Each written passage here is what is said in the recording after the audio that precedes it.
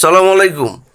Iran এবং America নতুন করে যুদ্ধ করেছে, সুতরাং এই যে চুক্তিটা করা হলো এবং এই চুক্তির পরে হুট করেই আমেরিকা আপনার এই যে ইরানের উপর যে বিভিন্ন লক্ষ্যবস্তুতে হামলা করেছে, সুতরাং এই হামলাকে গভীরভাবে যদি আপনি ব্যাখ্যা বিশ্লেষণ করেন যে আমেরিকা সেই আমেরিকা নেই, অর্থাৎ আমেরিকা কোনো একটা রাষ্ট্র, কোনো একটা সংগঠনের কাছে তার অস্তিত্ব, মান এবং সম্মান ধরে রাখার জন্য যে নির্ভরশীল হয়ে পড়েছে, তারই ইঙ্গিত কিন্তু আমরা দেখতে পাচ্ছি।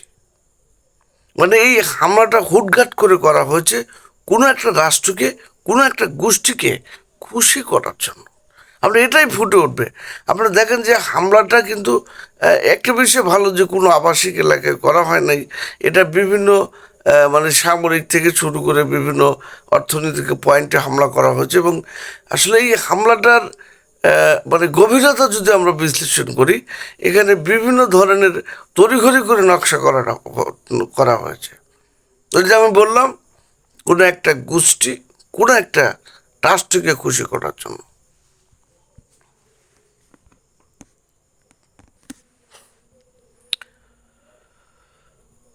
আসলে এখানে মেন বিষয় হচ্ছে যে আমেরিকা আসলে ইরানের সাথে মানে কোনো ধরনের ঝামেলায় যুক্ত হতে চাচ্ছে না, বুঝতে পারছেন?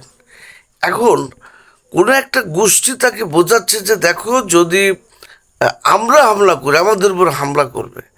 এখন মানে কোনো একটা গোষ্ঠী বা কোনো একটা রাষ্ট্র, তারা তারা মানে যে তারা কী বলে, সামরিক যারা বিভিন্ন বিশ্লেষক মহল রয়েছে, তারা হয়তো আমেরিকার ডোনাল্ড ট্রাম্পকে বুঝিয়েছে আপনি যদি হামলা করেন তাহলে যেটা হবে সেটা হচ্ছে যে ইরান আপনার ওই সামরিক স্থাপনায় হামলা করে সীমাবদ্ধ থাকবে। বিভিন্ন আপনাদের সামরিক স্থাপনা যে, সেগুলোর উপর হামলা চালাবে এবং এটাই সীমাবদ্ধ থাকবে।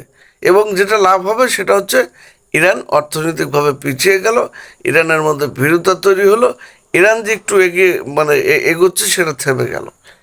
বুঝতে পারছেন? এটাই কিন্তু আমরা বর্তমান যে আমেরিকা ইরানে হামলা চালিয়েছে সেটাই কিন্তু প্রমাণ হচ্ছে। অর্থাৎ আমেরিকা তার পেট্রোডলার রক্ষা করার জন্য, এবং আপনারা জানেন যে এই যে ডোনাল্ড ট্রাম্প, উনি একজন বিলাসবহুল মানুষ, বিলাসী বাহুল। এই যে কিছুদিন আগে যে অ্যাপিস্টেন যে ফাইল, সম্ভবত ওই ফাইলের মধ্যে তাকে জড়ানো হয়েছে।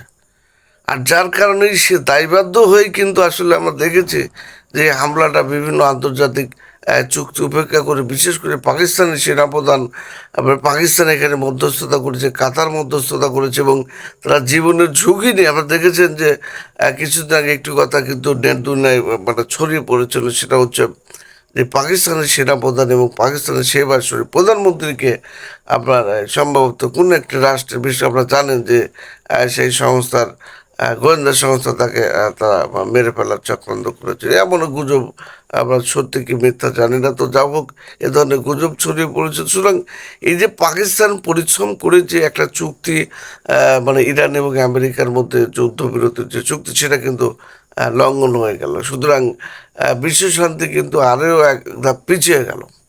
তো আসলে আমরা মানে এই ভিডিওর যে মূল টপিক, সেটা হচ্ছে এই হামলাটা আমেরিকার পক্ষ থেকে আসে নাই, কোনো একটা রাষ্ট্র, কোনো একটি মানে সেটা বিশেষ করে ইসরায়েল হতে পারে, আপনার উপসাগরের যে রাষ্ট্রগুলা জিসিসি অর্থাৎ রাজতন্ত্র যে গ্রুপগুলা, তাদের চাপে বা তাদের কারণে হয়তো আমেরিকা এই হামলাটা চালিয়েছে। আমেরিকা একটা বৃহৎ রাষ্ট্র, আমেরিকা যাদের সঙ্গে অবস্থিত। সুতরাং আমরা আশা করি আমেরিকা বিশ্ব শান্তি প্রতিষ্ঠার ক্ষেত্রে কাজ করবে। এই ধরনের ইরান এবং যুক্তরাষ্ট্রের পাল্টাপাল্টে হামলা বিশ্ব শান্তি বিনষ্ট করছে। সবাই ভালো থাকবেন। আল্লাহ হাফেজ।